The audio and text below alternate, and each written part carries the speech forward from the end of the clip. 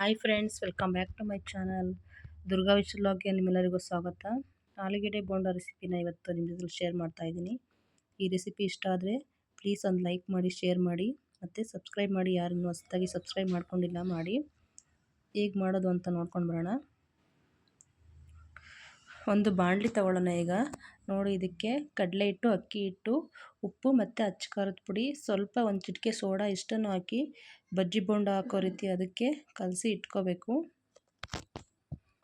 ಅಕ್ಕಿ ಹಿಟ್ಟು ಹಾಕೋದ್ರಿಂದ ತುಂಬ ಕ್ರಿಸ್ಪಿನೆಸ್ ಆಗಿರುತ್ತೆ. ನೀರು ಹಾಕಿ ಸ್ವಲ್ಪನೇ ನೀರು ಹಾಕಿ, ಜಾಸ್ತಿ ತೆಳ್ಳಗೂ ಅಲ್ಲ ಗಟ್ಟಿಗೂ ಅಲ್ಲ, ಆ ರೀತಿ ಅದಕ್ಕೆ ಕಲಸಿ ಇದನ್ನು ಇಟ್ಕೊಬೇಕು. ಸ್ವಲ್ಪನೇ ನೀರು ಹಾಕ್ಕೊಂಡು ಕಲಸಿ ಇಟ್ಕೊಬೇಕು, ಇಲ್ಲ ತೆಳ್ಳಗಾಗ್ಬಿಡುತ್ತೆ. ಆದಷ್ಟು ಕೈಯಲ್ಲಿ ಕಲಿಸ್ಕೊಂಡ್ರೆ ತುಂಬ ಚೆನ್ನಾಗಿರೋದು. ತುಂಬ ನೀಟಾಗೂ ಕೂಡ ಗುಣ್ಣೆ ಬೀಳೋದಿಲ್ಲ, ಆ ರೀತಿ ಕಲಿಸ್ಕೊಬೋದು. ನೋಡಿ, ಈಗ ಈ ರೀತಿ ಅದಕ್ಕೆ ಬಜ್ಜಿ ಬೋಂಡ ಅದಕ್ಕೆ ಕಲಸಿಟ್ಕೊಂಡಿದ್ದೀನಿ. ನೋಡಿ, ಇಷ್ಟು ಗಟ್ಟಿ ಇರಲಿ. ಇದನ್ನು ಕಲಸಿಟ್ಕೊಂಡು ಸೈಡಲ್ಲಿ ಎತ್ತಿಟ್ಕೊಳ್ಳೋಣ. ಇವಾಗ ಆಲೂಗೆಡ್ಡೆನ ಒಂದು ವಿಸಲ್ ಕೂಗಿಸ್ಕೊಂಡು ಅದನ್ನು ಈ ರೀತಿ ಪಲ್ಯದ ಅದಕ್ಕೆ ಸ್ಮ್ಯಾಶ್ ಮಾಡಿ ಇಟ್ಕೊಂಡಿರ್ತೀವಲ್ಲ, ಆ ರೀತಿ ಸ್ಮ್ಯಾಶ್ ಮಾಡಿ ಇಟ್ಕೊಳ್ಳೋಣ.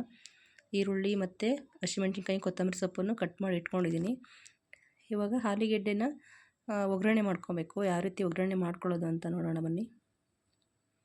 ಒಂದು ಬಾಣಲಿ ಇಟ್ಕೊಂಡು ಗ್ಯಾಸ್ ಹಚ್ಕೊಂಡು ಅದಕ್ಕೆ ಸ್ವಲ್ಪ ಎಣ್ಣೆ ಹಾಕ್ಕೊಂಡಿದ್ದೀನಿ. ಸ್ವಲ್ಪ ಹಸಿಮೆಣ್ಸಿನ್ಕಾಯಿ, ಈರುಳ್ಳಿನೆಲ್ಲನೂ ಎಣ್ಣೆನಲ್ಲೇ ಫ್ರೈ ಮಾಡ್ಕೋಬೇಕು.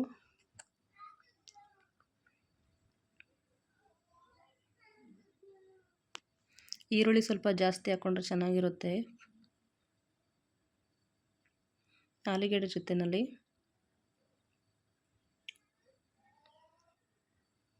ತುಂಬ ಚೆನ್ನಾಗಿರುತ್ತೆ ಫ್ರೆಂಡ್ಸ್, ಇದು ರೆಸಿಪಿ ಒಂದ್ಸರಿ ಟ್ರೈ ಮಾಡಿ.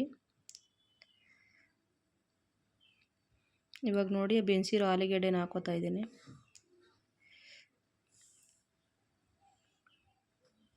ಇದ್ರ ಜೊತೆಗೆ ಉಪ್ಪು,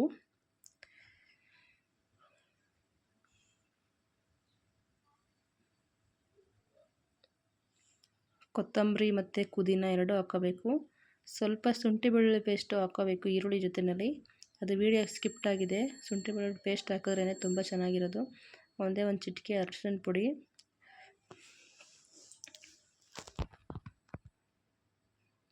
ಇಷ್ಟನ್ನು ಹಾಕಿ ಕ್ಲೀನಾಗಿ ಮಿಕ್ಸ್ ಮಾಡ್ಕೊಳ್ಳೋಣ.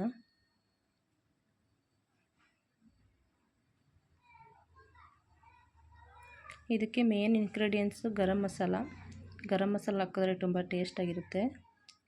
ಗರಂ ಮಸಾಲ ಒಂದೇ ಹಾಕ್ಕೊಳ್ಳೋದು ಮಸಾಲಿನಲ್ಲಿ. ಇವಾಗೆಲ್ಲ ಚೆನ್ನಾಗಿ ಸ್ಮ್ಯಾಶ್ ಮಾಡ್ಕೊಂಡು ಮಿಕ್ಸ್ ಮಾಡ್ಕೊಳ್ಳೋಣ. ಉಪ್ಪು ಒಂದೇ ಸರಿ ಹಾಕ್ಕೊಬಿಡ್ಬೇಕು, ಸಪ್ಪೆ ಆದರೆ ಟೇಸ್ಟ್ ಇರಲ್ಲ ಬೋಂಡ. ನೋಡಿ, ಈ ರೀತಿ ಸ್ವಲ್ಪ ಹೊತ್ತು ಸಿಮ್ಮಲ್ಲೇ ಇಟ್ಕೊಂಡು ಬೇಯಿಸ್ಕೋಬೇಕು. ಇದೆಲ್ಲ ಚೆನ್ನಾಗಿ ಆರಿದ್ಮೇಲೆ ಈ ರೀತಿ ಸಣ್ಣ ಉಂಡೆ ಕಟ್ಕೊಂಡು ಆಲೂಗೆಡ್ಡೆದನ್ನ ಇಟ್ಕೋಬೇಕು. ಇವಾಗ ಗ್ಯಾಸ್ ಹಚ್ಕೊಂಡು ಬೇರೆದೊಂದು ಬಾಣಲಿ ಇಟ್ಕೊಂಡಿದ್ದೀನಿ. ಅದಕ್ಕೆ ಎಣ್ಣೆ ಹಾಕ್ಕೊಂಡು ಎಣ್ಣೆ ಕಾಯಿದ್ಮೇಲೆ ಬೋಂಡ ಹಾಕೊಳ್ಳೋದು. ಬಾಣಲಿ ಕಾಯಕ್ಕೆ ಇಟ್ಟಿದ್ದೀನಿ. ಬಾಣಲಿ ಕಾಯ್ದಾಗಿದೆ. ಈಗ ಎಣ್ಣೆ ಹಾಕೋತಾ ಇದ್ದೀನಿ.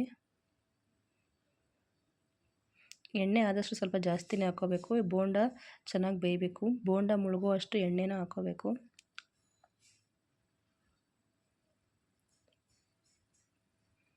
ಇವಾಗ ಉಂಡೆ ಕಟ್ಕೊಂಡಿರ್ತೀವಲ್ಲ, ಅದನ್ನು ಬಜ್ಜಿ ಅದಕ್ಕೆ ಕಲಿಸ್ಕೊಂಡಿರೋ ಹಿಟ್ಟಿನಲ್ಲಿ ಅದ್ದಿ ಹಾಕೋಬೇಕು. ಎಣ್ಣೆ ಕೈಗೆ ಆರೋ ಚಾನ್ಸಸ್ ಇರುತ್ತೆ, ಸ್ವಲ್ಪ ನಿಧಾನಕ್ಕೇ ಹಾಕೋಬೇಕು. ನೋಡಿ, ಸ್ವಲ್ಪನೂ ಬಿಟ್ಕೊತಿಲ್ಲ, ಎಷ್ಟು ನೀಟಾಗಿದೆ.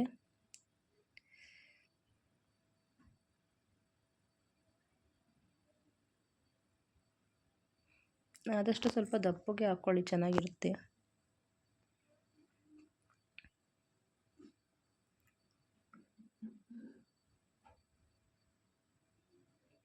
ಇದೇನು ಬೋಂಡ ಏನು ಅಂಡೋದಿಲ್ಲ, ದಪ್ಪ ಆಗೋದಿಲ್ಲ. ಬಾಣಲಿ ತುಂಬ ಬೇಕಾದ್ರೆ ಒಂದು ಸಾರಿ ಹಾಕೋಬೋದು.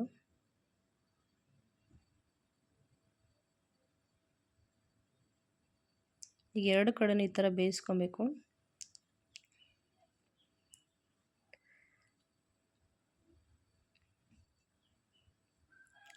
ಎರಡು ಕಡೆನೂ ಬೇಯಿಸಿ ಕ್ಲೀನಾಗಿ ಬೇಯಿಸ್ಕೊಬೇಕು. ಒಂದು ಸಾರಿ ಬೇಯಿಸ್ಬೇಕಾದ್ರೆ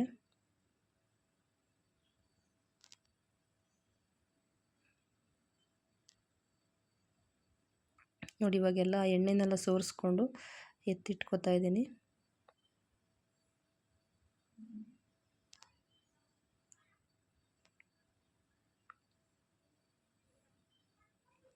ನೋಡಿ ಸ್ವಲ್ಪನೂ ಬಿಟ್ಕೊಂಡಿಲ್ಲ. ಆಲೂಗೆಡ್ಡೆದಾಗಲಿ ಏನು ಅಷ್ಟೇ ಸ್ವಲ್ಪನೂ ಬಿಟ್ಕೊಂಡಿಲ್ಲ. ಎಷ್ಟು ನೀಟಾಗಿ ಬಂದಿದೆ ಬೋಂಡ.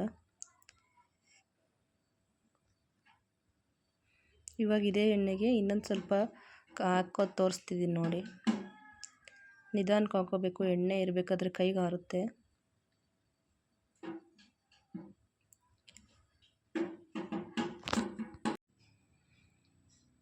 ಅದನ್ನು ಕ್ಲೀನಾಗಿ ಆಲೂಗೆಡ್ಡೆ ಸುತ್ತ ಹದ್ಕೋಬೇಕು ಹಿಟ್ಟನ್ನು.